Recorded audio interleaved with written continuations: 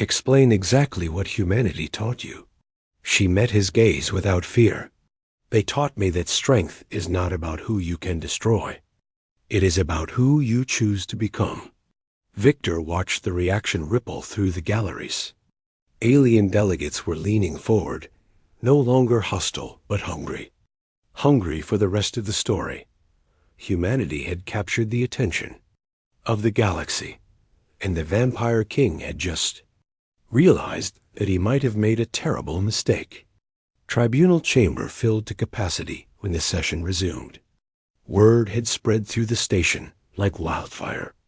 The humans were telling a story, and in a galaxy where most species communicated through data transfers and chemical signals, the ancient art of narrative had become something rare, something powerful. Commander Heil stood alone on the central platform. Ambassador Osei and Dr. Webb had taken positions in the witness gallery. Alongside Princess Lyria, the vampire sat perfectly still, her violet eyes fixed on her father's viewing box. When Princess Lyria arrived on Earth, Hale began. We faced a difficult question. Our intelligence told us she had been sent as an insult, a message that humanity was not worthy of the Dominion's attention. But we saw something else. An opportunity. An opportunity to corrupt her, King Draven interrupted. To poison her against her own kind. An opportunity to learn. Hale's voice remained steady. For years, the Dominion had been expanding toward human space. War seemed unavoidable. We needed to understand your people. And here was a princess, someone raised in your court, taught your values. We could learn everything we needed simply by teaching her about ours. The Grand Arbiter's form flickered blue with interest. Continue. 2 years and 10 months earlier, Lyria had been on Earth for 2 months, and she was dying inside. The synthetic blood they gave her was nutritionally perfect. Human scientists had made certain of that. But it tasted like nothing. Like emptiness. Worse than the hunger was the loneliness. In the Dominion, vampires never lived alone. They hunted together, fed together, fought for dominance in endless games of power. To be isolated was to be already dead. Here, she had private quarters.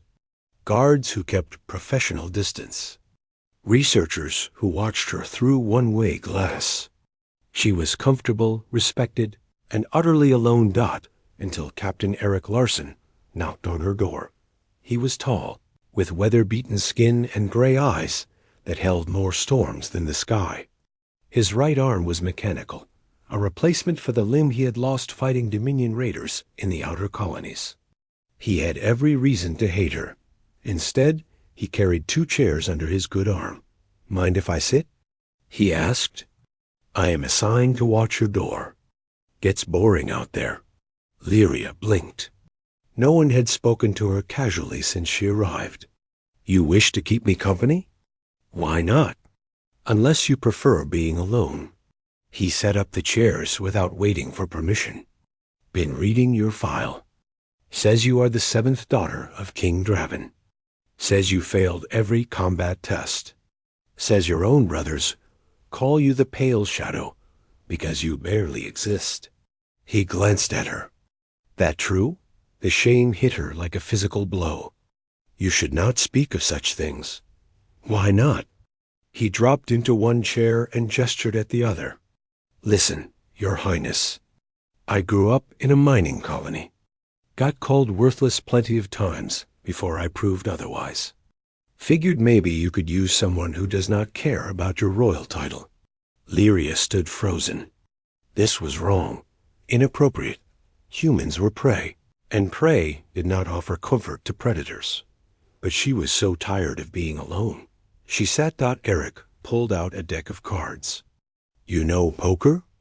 "I do not. Perfect." He began shuffling. "First lesson. In poker, a weak hand does not mean you lose. It just means you have to play smarter." Over the following weeks, Eric became a constant presence. He taught her card games and introduced her to human books. Most importantly, he talked to her like she was a person rather than a diplomatic problem. 1 month later, he introduced her to Colonel Yuki Tanaka, head of psychological operations. The princess has been conditioned, Tanaka explained during a briefing with General Kova. Dominion vampires measure worth through physical dominance. She has accepted her failure to meet those standards as proof that she is fundamentally worthless. We need to change how she sees herself. Recommendations? Expose her to human combat philosophy. Show her that strength takes many forms. 3 days later, Lyria found herself at Earth's military academy, watching human cadets run through tactical exercises. Tell me what you see, Tanaka said quietly. Lyria watched the humans move through the simulated battlefield. They are small, fragile. They lack claws, fangs, enhanced senses. They should be helpless. And yet they are winning. She leaned forward. The cadets worked in coordinated units, communicating through hand signals and silent devices. They set traps, created diversions, used the terrain itself as a weapon. A vampire would have charged straight at the target. These humans were taking apart the opposition, piece by piece. They think, Lyria breathed. They plan. They turn weakness into strategy. Exactly. Tanaka smiled. Humans evolved as prey. We learned early that running or fighting were not our only choices. Sometimes the best response to a threat is to understand it completely and then outthink it. That night, Lyria could not sleep. Her brothers had always mocked her for hesitating, for analyzing, for seeking alternatives to violence. What if that was not weakness? What if it was humanity? The change came slowly. Lyria began requesting access to Earth's databases, consuming information about human history and warfare. She sat in on university classes. She attended diplomatic events. And she started asking questions. Why did humans form governments instead of following the strongest leader? How did democracies survive when they seemed so chaotic? What made humans willing to die for ideas like freedom and justice?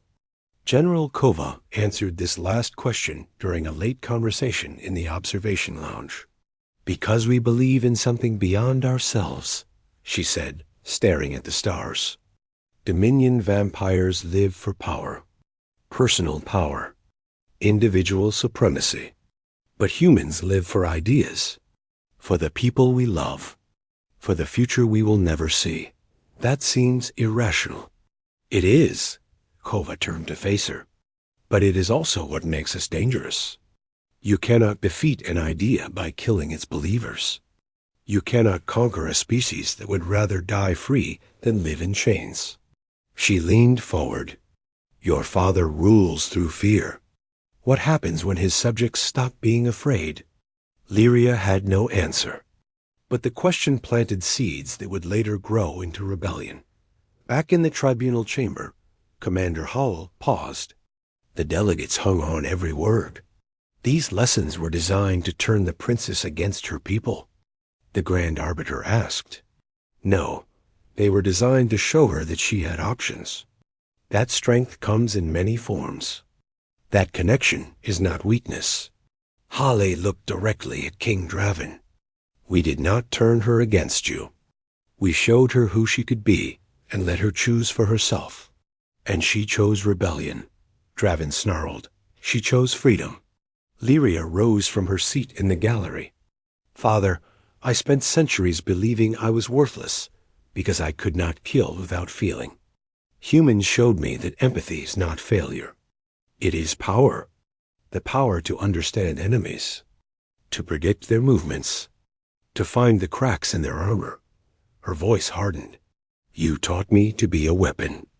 They taught me to be a person. Which do you think is more dangerous? Fear flickered across the vampire king's ancient face. Before anyone could speak, Draven rose from his throne. Grand Arbiter, I invoke the right of challenge. Gasps echoed through the chamber. Even the crystalline being seemed surprised. The right of challenge permits disputes to be settled through combat. the Grand Arbiter said carefully. Indeed, Draven's smile revealed fangs like curved knives. I challenge the human delegation to prove their claims. Let their champion face mine. If they win, the charges are dismissed. If they lose, my daughter returns home to face proper punishment. Halle felt his blood run cold. Dominion champions were legendary killers, bred and trained over thousands of years. Admiral, Lyria's voice was calm, I accept on behalf of the delegation. Your Highness, you cannot possibly. This is my fight. She descended from the gallery, her silver hair catching the light. It has always been my fight. The Grand Arbiter's form shifted to deep red. Anticipation. The challenge is accepted. Combat will occur in 12 hours. As the delegates filed out, Halle caught Lyria's arm. You cannot beat a Dominion champion. Not even with everything you have learned. She smiled, and for a moment, he saw not a vampire princess, but a soldier. A strategist. A human in everything but blood. You are right, she said. A vampire cannot beat a Dominion champion. But a vampire who thinks like a human?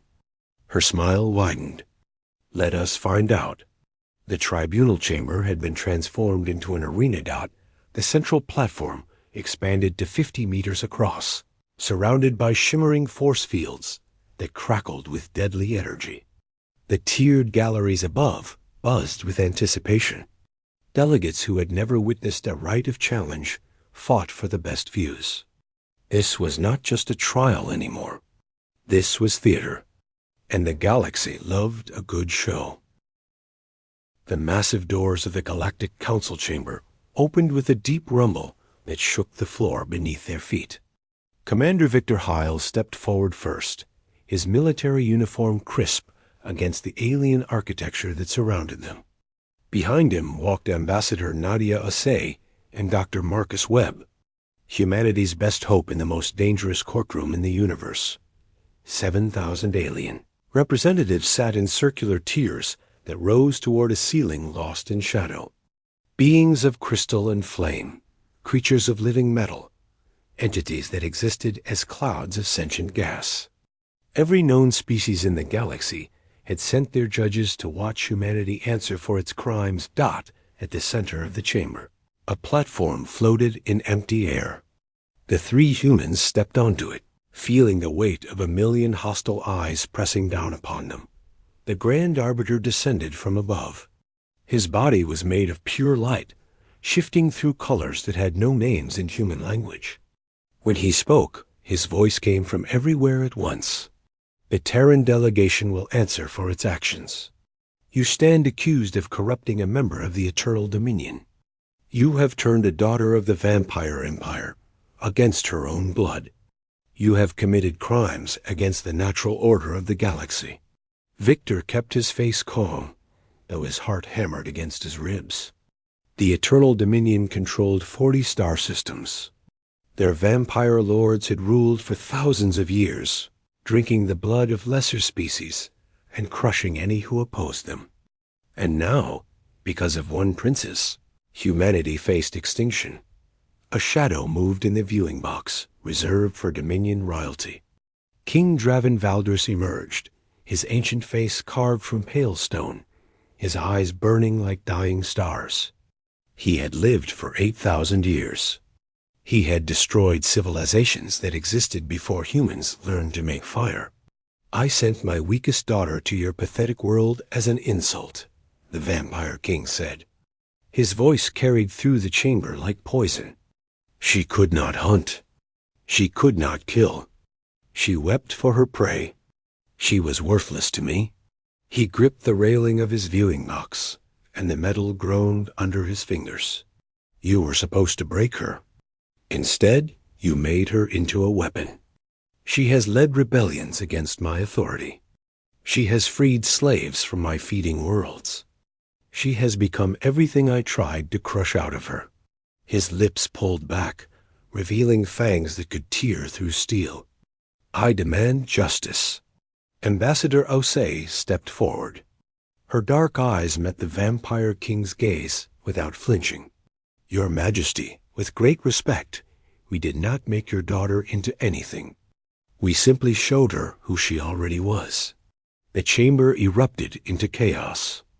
Alien delegates screamed in 100 different languages. Weapons hummed to the life. The Grand Arbiter's form flashed red, warning of violence about to break loose. But Commander Hall did not move. "Before you pass judgment," he said, his voice cutting through the noise like a blade, "perhaps you should hear the full story. Perhaps you should understand what really happened during Princess Lyria's time on Earth." He paused, letting the silence stretch. "And perhaps you should ask yourselves why the most powerful vampire empire in the galaxy is afraid of one girl and a species they call worthless." The Grand Arbiter's colors shifted to deep purple. Curiosity had replaced anger. "You have 1 day to present your defense. If we are not satisfied, the human species will face the consequences." Victor nodded slowly. "Then let me tell you about the princess who was sent to die among monsters, and discovered that humans were the most dangerous monsters of all. 3 years earlier, a Dominion shuttle had landed on Earth at midnight. Princess Lyria Valdris descended the boarding ramp on legs that shook with every step. She had never left vampire space. She had never breathed air that did not carry the scent of blood. And she had never been so completely alone. Human soldiers surrounded the landing pad, their weapons raised, their faces hard with suspicion. She could hear their hearts beating. The sound should have triggered her hunting instincts. Instead, it only made her more afraid. A woman stepped through the line of soldiers. Her gray hair was cut short, her posture straight as a blade. General Astrid Kova, commander of Earth's First Contact Division. "Princess Valdris, welcome to Earth." Her voice held no warmth. "I trust your father explained the terms of your stay." Lyria forced herself to stand tall. "He told me I would serve as a diplomatic liaison between our peoples." The lie tasted bitter. Everyone knew the truth. The Dominion had demanded a cultural exchange after the border wars. Most species sent their finest representatives. King Draven had sent his embarrassment. General Kova's eyes swept over Lyria, taking in her trembling hands, her downcast gaze, the way she flinched at every sudden sound. "You are afraid," the general observed. Shame burned through Lyria like acid. "I am not accustomed to human presence. Your species has a reputation for violence." Something flickered in the general's expression. Not mockery. Something else entirely. "We do," she said. "But violence is not what makes us dangerous." She holstered her weapon and extended her hand. "Come, Your Highness. Let me show you what humans are really like." Lyria stared at the offered hand. In vampire culture, such casual contact was either intimate or threatening. Here, it seemed to be neither. Slowly, hesitantly, she reached out. General Kova's grip was warm, strong, and somehow, despite everything Lyria had been taught, reassuring. "The next 3 years will change everything you think you know," the general said as she led her toward the base. "About us. About yourself." She glanced back, and her smile held a promise. Try to keep up. Back in the present, the tribunal chamber had grown silent. Even the hostile delegates seemed captured by the story. King Draven's expression had turned to stone. "This proves nothing," he said. "My daughter was weak, easily manipulated. She was not manipulated." A new voice rang through the chamber. All eyes turned to the gallery entrance.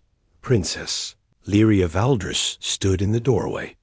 She wore human military armor, fitted to her tall frame.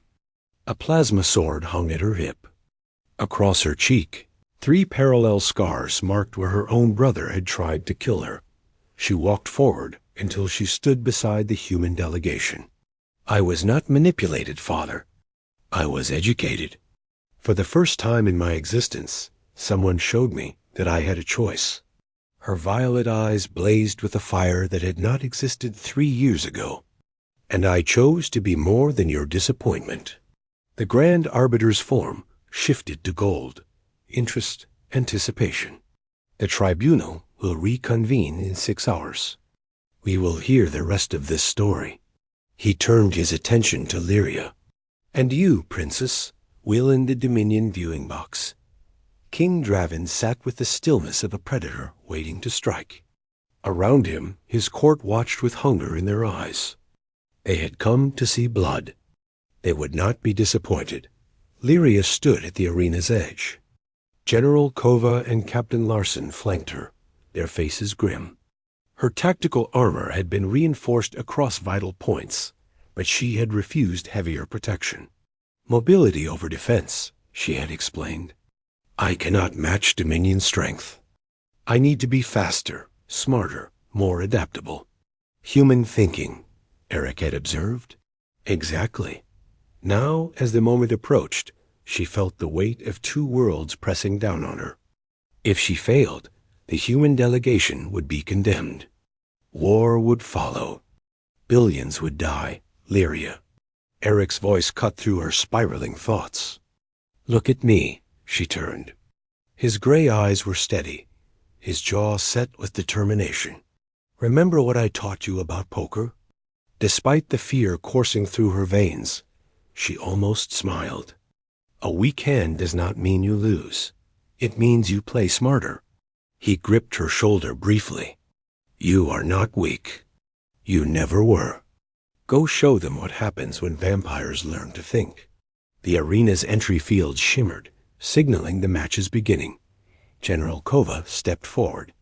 Whatever happens in there, Your Highness, thank you for everything you have done for our people. Lyria inclined her head. Then she walked into the arena without looking back. The opposite entry field activated. Her opponent emerged, Prince Kael Valdris, her eldest brother. He stood 8 feet tall, his body a masterwork of vampiric perfection. Muscles coiled beneath skin the color of dried blood. His eyes burned with crimson fire, and when he smiled, his fangs gleamed like curved daggers. Sister, his voice carried easily across the arena. I requested this honor personally. When you are broken and bleeding at my feet, I want you to know it was family that ended you. Lyria said nothing. She was studying him. His stance, his weight distribution, the slight favoritism toward his left side where an old wound had never fully healed. Nothing to say? Kael spread his arms wide. How disappointing. I was hoping for some of that human defiance I have heard so much about. You will see it soon enough. The Grand Arbiter's voice boomed through the chamber. Combatants ready. The challenge is to incapacitation or surrender. Killing is permitted, but not required. Begin. A tone sounded. Kael launched himself across the arena like a missile, covering the distance at a heartbeat. His clawed hand swept toward Lyria's throat with enough force to tear her head from her shoulders. She was not there. Rolling under the strike, she put 3 meters between them before her brother could adjust. He spun, surprised, and pressed the attack again.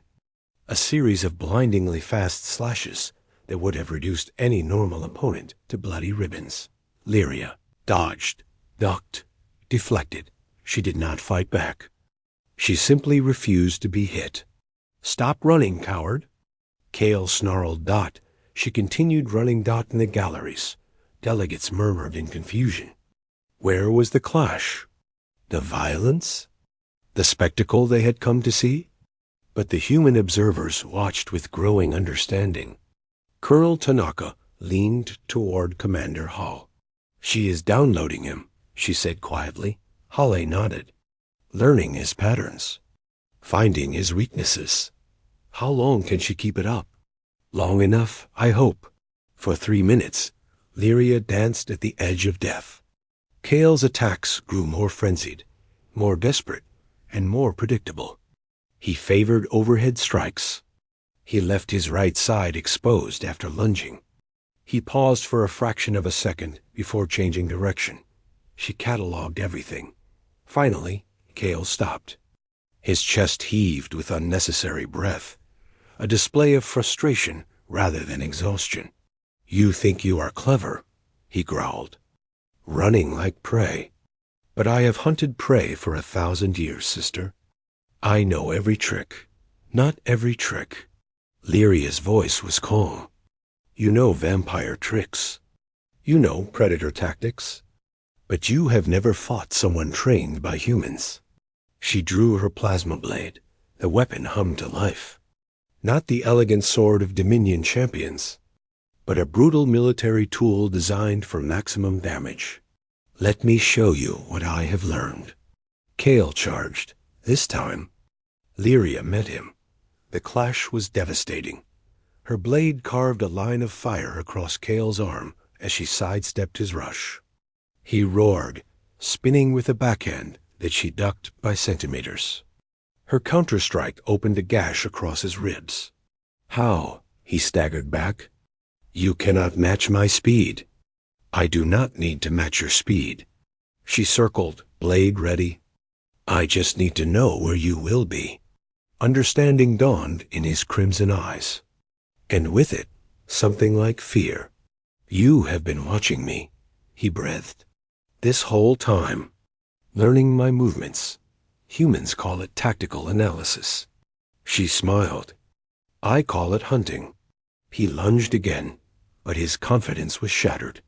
She had shown him that his patterns were readable, his movements predictable. Every strike he threw, she anticipated. Every opening he created, she exploited. Blood began to flow. His blood, not hers. In the Dominion viewing box, King Draven sat forward. His ancient face was unreadable, but his clawed fingers had gouged furrows into his throne's armrests. "Impossible," whispered one of his advisors. "She is beating him." "No." Draven's voice was ice. "She is breaking him." 8 minutes into the fight, Kale was faltering. His movements had become sluggish. Not from injury. Vampires could fight through catastrophic damage. This was something worse. Doubt. Every technique that had served him for centuries was being dismantled by his weakest sister. The psychological impact was devastating. "Yield," Lyria said. "You do not have to die for father's pride. Yield?" He hurled himself at her with desperate fury. "I am Prince Kale Valdris. I do not yield to failures." She caught his wrist, redirected his momentum, and drove her blade through his shoulder. The plasma edge cauterized instantly, preventing regeneration. He screamed. "You are not fighting a failure," she said, twisting the blade. "You are fighting a human. And humans do not care about your titles, your bloodline, or your pride. We care about winning." She kicked him away, and he crashed to the arena floor. For a long moment, he lay there, staring up at the chamber's ceiling. "How?" He whispered. "How did you become this?" Lyria stood over him, blade humming at her side. "I stopped trying to be what father wanted. I started being what I chose." She looked up at the Dominion viewing box, meeting her father's burning gaze. "This is what humanity taught me. Not to be stronger, not to be faster, but to think, to adapt, to choose my own path." Her voice carried through the silent chamber. "I offer my brother the same choice. Yield. End this without more blood." For an endless moment, no one breathed. Then, slowly, Kale lowered his head to the arena floor. "I yield." The chamber exploded. Delegates screamed, argued, celebrated. The Grand Arbiter's form flashed through a dozen colors as he tried to restore order. And in the Dominion viewing box, King Draven rose to his feet, his face a mask of cold fury. "This changes nothing," he declared. "My daughter has won a single combat. The charges against humanity remain." "The charges were contingent on the challenge," Ambassador Ose countered. "By ancient law, I am the law of the Dominion. Draven's power crackled through the chamber. Guards, seize my daughter. Dominion soldiers materialized around the arena dot, but before they could advance, a new voice rang out. The Galactic Council recognizes Duchess Valera of the Valanthi Confederacy. An alien female rose in the gallery. Her silver-scaled form shimmered in diplomatic robes. The Valanthi were ancient enemies of the Dominion, the only power that had ever successfully resisted vampire expansion. The challenge was issued and answered. Duchess Valera declared, "The human delegation is exonerated. Any attempt to override this verdict will be considered an act of war against the Council itself." Support rippled through the galleries. Other delegates began rising. Species that had long suffered under Dominion influence, now smelling weakness, Draven's eyes swept the chamber. For 8,000 years, he had ruled through terror. Now, for the first time, he saw that terror beginning to crack. "This is not over," he said quietly. "Not by far." He swept from the chamber, his entourage following. Lyria watched him go. Then she allowed herself to breathe. Eric was at her side in moments. That was incredible. That was just the beginning. She leaned against him, exhausted. "Father will not let this go. He will find another way to strike at us." General Kova approached, her expression grave. "She is right. We have won the battle, but war is coming." Lyria straightened. "Then we prepare. And this time, we do not fight alone." She looked at the delegates still watching from the galleries. Thousands of species, each with their own grievances against the Dominion. "It is time to give the galaxy the same lesson humans gave me." 3 months had passed since the tribunal, and the galaxy had changed forever. The war room of United Earth Command hummed with activity. Holographic displays showed troop movements, resource flows, and diplomatic schedules stretching across dozens of star systems. At the center of it all stood Princess Lyria Valdris, now officially designated as Special Advisor to the Terran Coalition. "The Valanthi Confederacy has agreed to join our defensive pact," Commander Hall reported, "along with the Krillian Collective and the Free Merchants of the Outer Rim, combined with our existing allies. We are looking at a coalition of 60 species. 60 species who have never successfully worked together on anything," General Kova noted. "The Dominion has 40 star systems, but they move as one. We are a collection of strangers who barely speak the same language. Then we teach them." Lyria moved to the strategic display, highlighting a sector near Dominion space. "Father is massing forces here in the Valdus Corridor. He is planning something dramatic, something designed to shatter our coalition before it can solidify." "How do you know this?" Dr. Webb asked. Lyria smiled thinly. "I may have left the Dominion, but I still have friends there. Not everyone in my family shares Father's vision of eternal bloodshed." Before she could say more, the war room doors burst open. A communications officer rushed in, face pale with fear. "Commander, we are receiving a priority transmission from Dominion space. It is being broadcast on every frequency. The whole galaxy can see it." Hale's jaw tightened. "Put it through." The holographic display shifted. King Draven's face filled the room, ancient, terrible, absolutely certain of his power. "Citizens of the galaxy," he began. "For 8,000 years, the Eternal Dominion has maintained order among the stars. We have asked little in return. Only obedience. Only acknowledgement of our rightful supremacy. But now, traitors and insects seek to upset this natural order. They have corrupted my own blood. They have formed alliances against us. They believe that numbers can overcome true strength." His smile revealed fangs like curved blades. "They are wrong. In 72 hours, the Dominion fleet will demonstrate the price of resistance. The colony world of New Avalon home to 3 million humans and their alien sympathizers, will be erased from existence. Every man, woman, and child will be consumed. Their blood will water our gardens. Their screams will echo through eternity. He leaned forward, his crimson eyes seeming to pierce through the transmission. This is not a threat.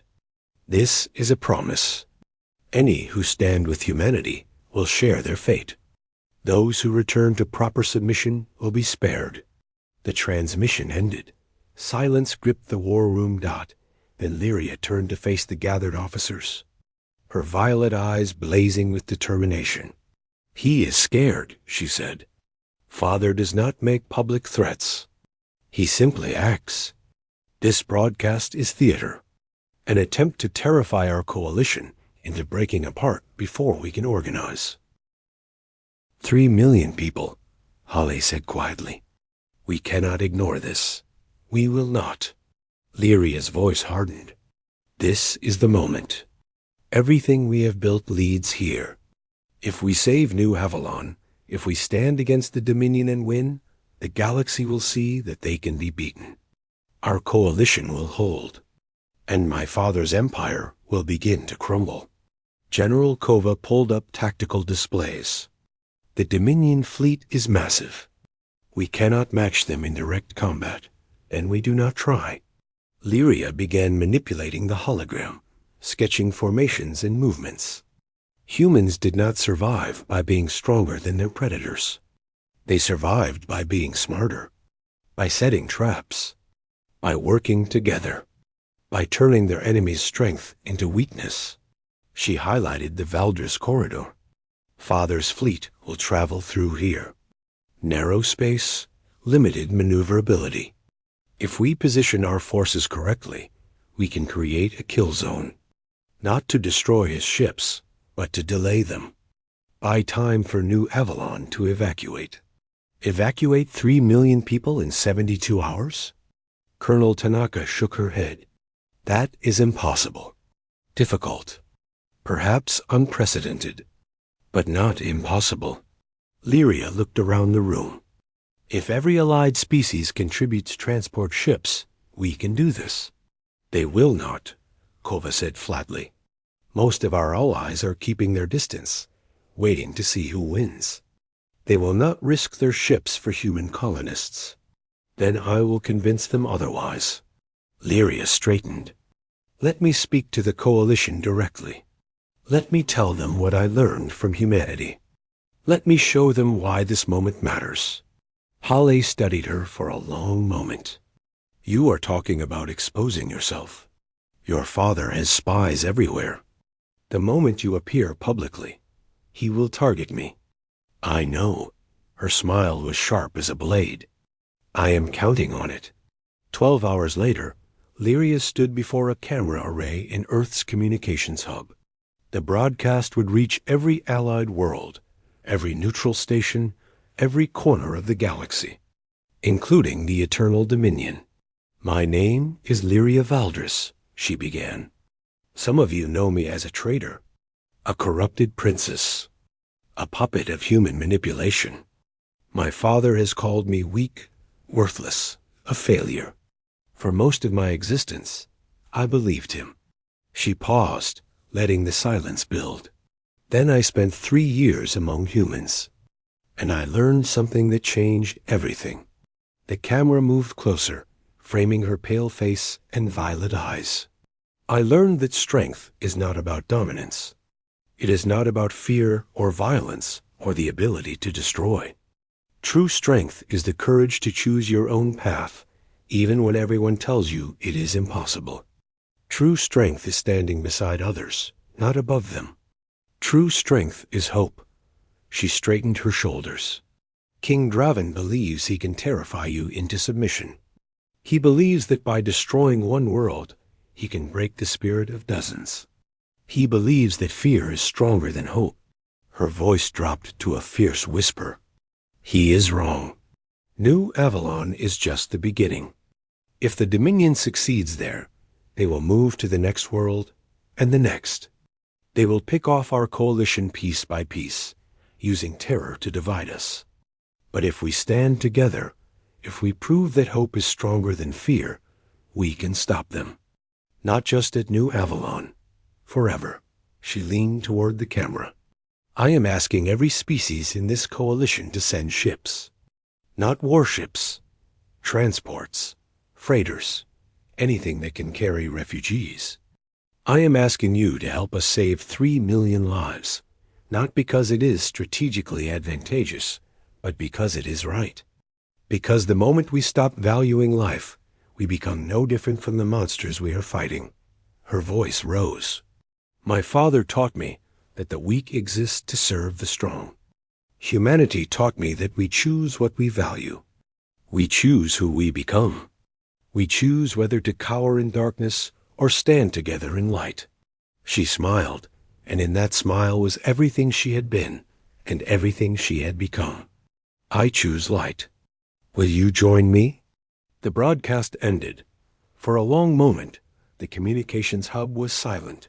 Then the first response came in. A transport squadron from the Villanthi Confederacy, diverting to New Avalon. Then another. And another. Within 3 hours, 42 species had pledged ships to the evacuation.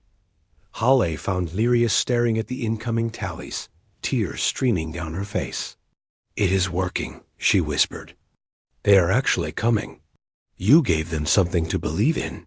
He handed her a cloth. That is what humans do best. We inspire each other. She laughed, a ragged, joyful sound. You have corrupted me completely, Commander. We prefer to call it education.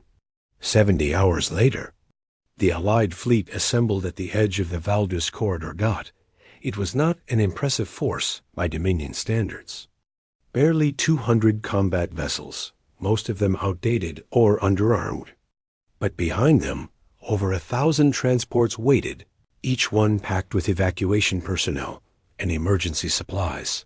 Lyria stood on the bridge of the flagship, the Terran battlecruiser Defiant. Around her, human and alien officers worked in tense coordination, a scene that would have been unthinkable a year ago. The evacuation is 60% complete, Eric reported. He had insisted on joining her despite the danger. If we can hold the corridor for 18 more hours, everyone gets out. Then we hold for 18 hours. Lyria studied the sensor display.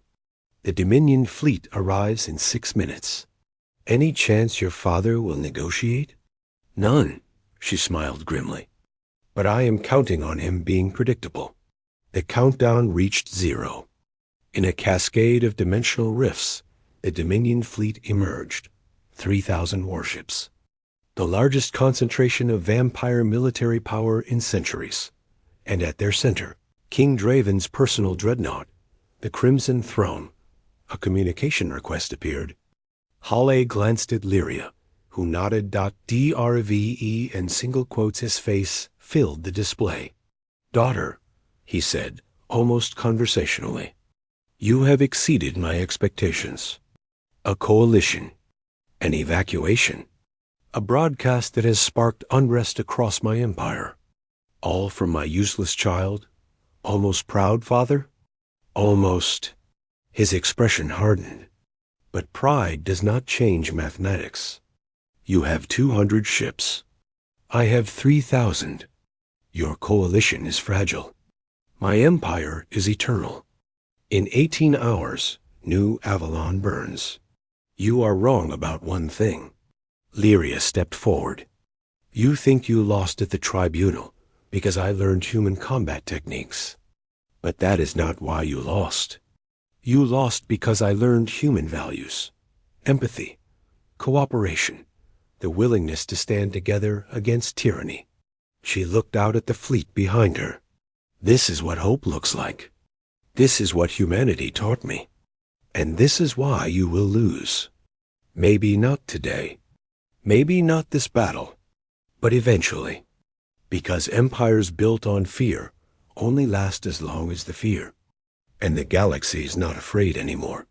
Draven's composure cracked, just for a moment. The transmission ended. All ships, Halle announced, his voice carrying across the fleet. Battle stations, The enemy approaches. Lyria drew her plasma blade. Behind her, 200 ships prepared to face 3,000.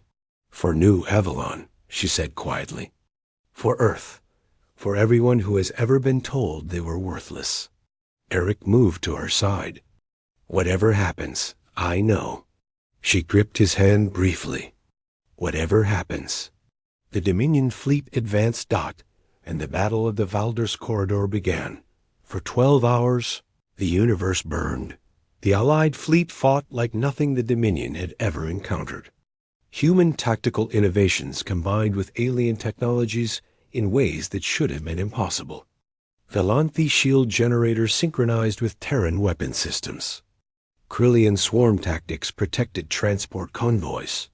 Free merchant raiders struck at Dominion flanks, vanishing before counterattacks could form. But it was not enough. The Dominion pressed forward, absorbing losses that would have shattered lesser empires. Ship after Allied ship fell to their overwhelming firepower. The defensive line buckled, reformed, buckled again. On the Defiance Bridge, Lyria coordinated desperately. The vigilance is down, Eric reported. The Starfall is venting atmosphere. We have lost 40% of our combat vessels. Evacuation status? 87% complete. 13 more hours and everyone is clear. We do not have 13 hours. Lyria stared at the tactical display, watching the red tide of Dominion ships slowly consuming their positions. We need to buy more time. How? General Kova's voice crackled over the command channel. We are out of options. Lyria closed her eyes. She had known this moment might come. The moment when strategy and hope ran out. The moment when sacrifice became the only answer. There is one thing we have not tried, she said quietly. Eric's face went pale. Lyria, no. My father wants me. She turned to face him, her violet eyes calm. That is what this is really about. Not New Avalon. Not the Coalition. Me. His failure. His embarrassment. The daughter who proved that his empire's foundations were built on lies. She drew her plasma blade. If I surrender to him directly, challenge him in front of his entire fleet, he will not be able to resist. His pride will not let him. And while he is focused on destroying me, the evacuation can finish. That is suicide. It is strategy. She smiled. The human way. Sometimes the weak hand wins. Before anyone could stop her, she was moving toward the shuttle bay. Lyria's shuttle crossed the battle line alone. Around her, the fighting continued. But at Channel Openi. D ahead, Dominion ships parting to let her through. Draven had seen. Draven understood Dot, and Draven could not resist. The Crimson Throne loomed ahead, its dark hull bristling with weapons that could crack worlds. Her shuttle landed in the main hangar, surrounded by Dominion warriors who stared at her with predatory hunger. She walked through them without fear. King Draven waited in his throne room. The vast space was designed to intimidate. Gothic architecture soared overhead. Fountains of blood cascaded down obsidian walls. And at the center, on a seat carved from the bones of his enemies, sat the deathless sovereign. Daughter. His voice echoed through the chamber. Have you come to beg for mercy? I have come to end this. She stopped at the room's center, blade ready. One fight. You and me. If I win, your fleet withdraws. If you win, you get everything you want. Draven laughed. The sound was terrible. You cannot defeat me. I have consumed civilizations. I have slaughtered armies. I have ruled for 8,000 years. I know. She raised her blade. But I have learned something you never have. Victory is not about winning. It is about what you are willing to. Sacrifice. She charged, the battle between. Lyria and Draven was brutal, desperate, primal. Draven was everything Prince Kael had been, and more, faster, stronger, ancient beyond comprehension. His attacks came like lightning, each one carrying the weight of millennia. Lyria dodged, blocked, countered. But she was losing ground with every exchange. Blood flew. Hers mostly. You could have been great, Draven snarled, driving her back toward the wall. I would have given you worlds, empires. Instead, you chose to crawl in the dirt with humans. I chose freedom. She blocked his strike, feeling her arms shudder with the impact. I chose hope. I chose love. Love? He struck again, and this time his claws found her side, raking through armor and flesh. She stumbled. Love is weakness. Love is chains. I loved your mother once, and she betrayed me. Love is why I made sure none of my children would ever feel it again. Lyria fell to one knee, her blade wavering. Look at you. Draven loomed over her. My useless daughter. My failure. Everything you have built will crumble. Your coalition will scatter. Your humans will burn. And you will watch, helpless, as I remake the galaxy in blood. He raised his hand for the killing blow. You are wrong about love, Father. Her voice stopped him. Not desperation. Not fear. Certainty. Love is not weakness. Love is why I'm still fighting. Love is why I crossed the galaxy to stand here. Love is why humans welcomed me instead of destroying me. Love is why. She looked up, meeting his eyes. I am not alone. The throne room doors exploded inward. Eric led the charge, backed by a strike team that had infiltrated the Crimson Throne during Lyria's distraction. Human commandos and allied warriors poured into the chamber, weapons blazing. Draven roared, spinning to face this new threat. And Lyria moved. Her blade found his back. Not a killing blow. Vampires did not die so easily. But deep enough. Devastating enough. The ancient king stumbled. His invincibility shattered in an instant. This is how humans fight, Lyria whispered in his ear. Not alone, together. The throne room erupted into chaos. Dominion guards rushed to protect their king, but they were met by warriors who had everything to fight for. Eric reached Lyria, pulling her clear of the battle. The evacuation is complete, he said, his voice tight with emotion. New Avalon is safe. And the fleet? Withdrawing. When they saw Draven fall, the commanders panicked. He gripped her shoulders. You did it? You saved them. She slumped against him, exhaustion finally claiming her. We saved them. All of us. Together. 1 year later, the Galactic Council's Supreme Chamber had never been so full. Representatives from over 200 species packed the galleries. Not as spectators this time, but as members. The coalition that had formed to save New Avalon had grown into something permanent, something unprecedented. A true galactic alliance dotted the chamber's heart. Ambassador Aussay stood beside the Grand Arbiter, presenting the final charter of the Unified Council. The document represented months of negotiation, compromise, and hard-won trust. Lyria sat in the front row with Eric. Their hands intertwined. The Eternal Dominion still existed. Diminished, contained, but not destroyed. Draven had survived his wounds, retreating to rebuild his strength. War would come again someday. Everyone knew it, but something fundamental had changed. The vote is concluded, the Grand Arbiter announced, his crystalline form shining gold. The Charter of Unified Cooperation is ratified. From this day forward, no species stands alone. Cheers erupted through the chamber. Species that had been enemies for millennia embraced. The impossible had become reality. Lyria rose, and the chamber gradually fell silent. 1 year ago, she began, I was called useless, worthless, a failure. My father sent me to Earth, expecting me to break. Instead, I found something I never knew existed. She looked at Eric, at Halle, at all the humans who had shown her another way. I found a species that measured worth not by strength, but by heart. Not by dominance, but by connection. Not by what you could destroy, but by what you could build. She turned to face the assembled delegates. Humanity taught me that the greatest power in the universe is not violence. It is hope. It is love. It is the choice to stand together, even when standing alone seems easier. Her voice rose. The Dominion ruled through fear for 8,000 years.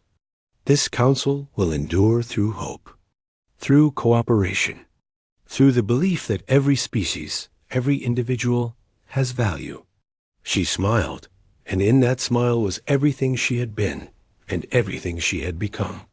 I was sent to Earth as an insult. I returned as something more. Not a vampire, not a human, but a bridge between worlds. She raised her hand, and Eric stood to join her. Human and vampire, standing together before the galaxy. This is what humanity taught me. This is what we can teach each other. And this is just the beginning. The chamber erupted into applause that seemed to shake the stars themselves. That night, Lyria composed a message she knew might never be received. "Father," she said, "the galaxy has changed, and it will never change back. You can fight it. I know you will. But it will not matter. The idea has taken root. Hope has spread further than your fleets can ever reach." She paused. "You could be part of this. The Dominion could join the Council. Your people could learn what I learned. That strength does not mean cruelty. That immortality is hollow without connection. That even vampires can choose to change." She smiled sadly. "But I do not expect you to understand. Not yet. Some lessons can only be learned through loss." She ended the recording and sent it to the stars. Then she turned, walked to where Eric was waiting, and stepped into the light of a new dawn. The war was not over. Perhaps it never would be. But for the first time in 8,000 years, the galaxy had something the Dominion could never destroy. Hope. And that made all the difference.